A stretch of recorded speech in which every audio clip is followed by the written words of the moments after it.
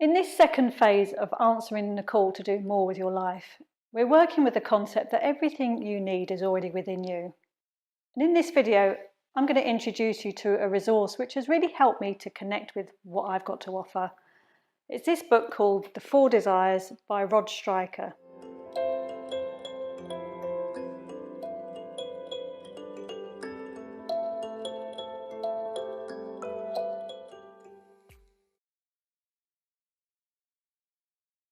And the reason I'm introducing this book to you is because it is probably the most impactful book that I've ever read. And it was introduced to me by my yoga teacher and business coach, Gorrett. And we did a workshop, we did an online workshop together, which I have a recording of, and I'm going to include the link in the description below, so you can have a look at that if you want to know a little bit more what she's about and about this book. For now, I'm just going to give you a basic introduction. It is a huge volume. It's a workbook full of exercises, as you can see, and today I'm going to just introduce a small part of it. Now, Stryker is a yoga and meditation teacher, and this book is based upon the ancient spiritual tradition of the Vedas, which are a series of sacred scripts of which yoga is a branch. And what I'm going to talk about today is the concept of Dharma. The concept of Dharma is the belief that each of our souls has a unique purpose and a unique destiny. And the belief is that this energy of Dharma actually pervades everything throughout the universe. I'm just going to read a little passage from the book here so you can understand what it is we're dealing with here when I say that the energy pervades the universe. A seed settles into the soil and waits. Once it germinates, it moves stone and earth to tunnel the shoot that will become its roots. The seed projects a second shoot skyward, which will allow it to convert sunlight into the energy it will use to sustain itself for the rest of its life. Drawing upon every resource available, the seed is compelled to become the thing it was meant to be: tree, grass, vine, bush, shrub, or flower. If unsuccessful, it will have died trying, but not before exhausting every last fibre of its being to fulfill its potential. Dharma, this energy of Dharma, is about fulfilling our potential. But what I love about it, and I think what's had a real impact on me, is the idea that this is the energy we're tapping into. When we connect with our soul's purpose at that level, it's about tapping into that energy which really creates our desire and motivates us to do whatever we want to deliver our soul's purpose. And just like the seed that moves stone and earth, and if it doesn't succeed, it will die trying. But it's that kind of energy we're tapping into here, and I think that's what I've really experienced about this book and why it's had such an impact on me. Now, also, the other thing to say about this book is that it was actually reading this book that got me to commit to a daily meditation practice, which I've sustained for coming up to 2.5 years now. And it was this book that was a real turning point for that for me. So I'm going to talk about that in a later phase, about my meditation practice and how that's worked, but it was definitely down to this book that helped me with that transformation. So this concept of Dharma and how to connect with it. Now there's a particular exercise in the book which I'm going to refer to here called the Dharma Code exercise. Now it's about creating a mission statement based upon our soul's purpose.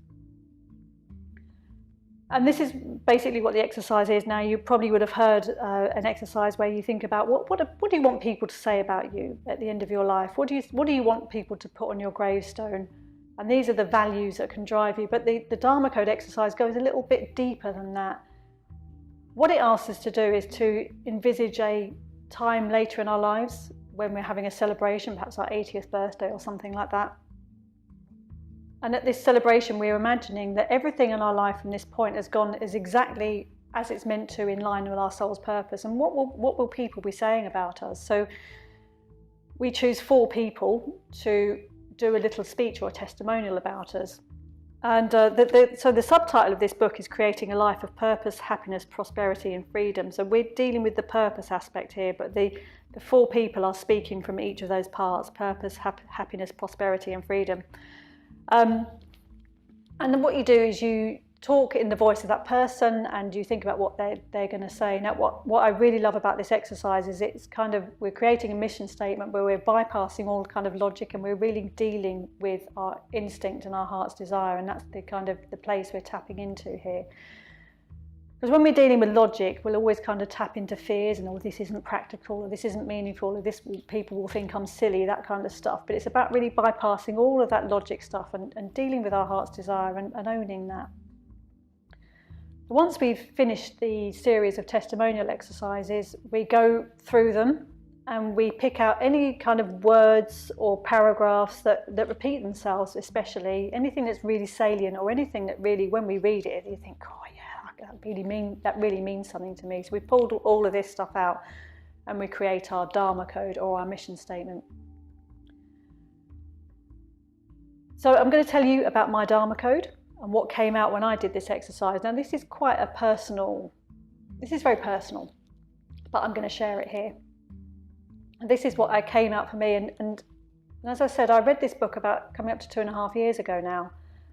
And what I've found actually, that this Dharma Code now is still relevant as it was then. And also when I look through my life and how I'm creating my business and my life now, I find that there are threads of this woven throughout everything, and I'll explain a little bit about that. My Dharma Code starts with, my thirst for learning is never quenched. Now, if I was to say what really, really drives me into doing what I'm doing, it's about my thirst for learning and spiritual growth, really. That's what I'm really passionate about, and that's what really kind of fulfills me, is my learning and spiritual growth. And then the second part is, my creativity is my abundant resource. Now, I talk about creativity quite a lot in my concept, and this is what I've really understood, that creativity is my abundant resource. The more I kind of tap into my creativity, the more there is. And as I said, that really comes through my message as well. I flow against the tide and I navigate adversity as a route to growth. This is really my whole coaching philosophy, about navigating adversity as a route to growth. It's a big part of it, and you'll connect with this as through my message a lot, is that how I kind of really recognise that adversity can be a real benefit. And if we understand that adversity can be really valuable to us, we'll be less frightened about meeting adversity. That's been my experience, and that's what I really believe can give us true power. So that really comes into my message a lot. I honour those who inspire me is my next part. Now, this is something that's really important to me, and I'm going to come back to this again in a later episode about honouring those people who have inspired me. But this is really important to me, and this is something that really speaks to my heart, and this is why I introduce other people's work.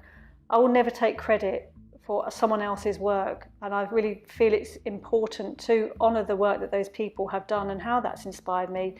And also, when I share that, I hope that it will inspire you and you can connect with it as well.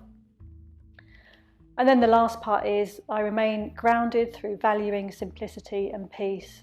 And this is an aspect that's also really important to me. I find that whenever I'm knocked off balance or knocked off beam or don't know what's going on or getting into fear, the thing that brings me back every time is getting grounded in simplicity and peace. And that's where the joy and the beauty of life is. And that's really easy for me to connect to. And it's something that really helps me out a lot. So that's my Dharma Code. That's how it's worked for me. And also just to say, I would love people to go away and pick up this book and read it and do the exercises and have the same experience I've had. But I don't think probably many people will probably do that. But I have worked with a number of my clients on this Dharma Code exercise on its own, and that's actually had quite an impact too. So you don't have to eat the whole thing. You can have just a small part of it. So I hope that's inspired you. I hope that's really, you've helped. I hope that you've connected with that work, and I hope that it's inspired you. And in my next episode, I'm going to introduce somebody else who's inspired me, and this is going to be from the field of business. Well, I hope you will join me for that.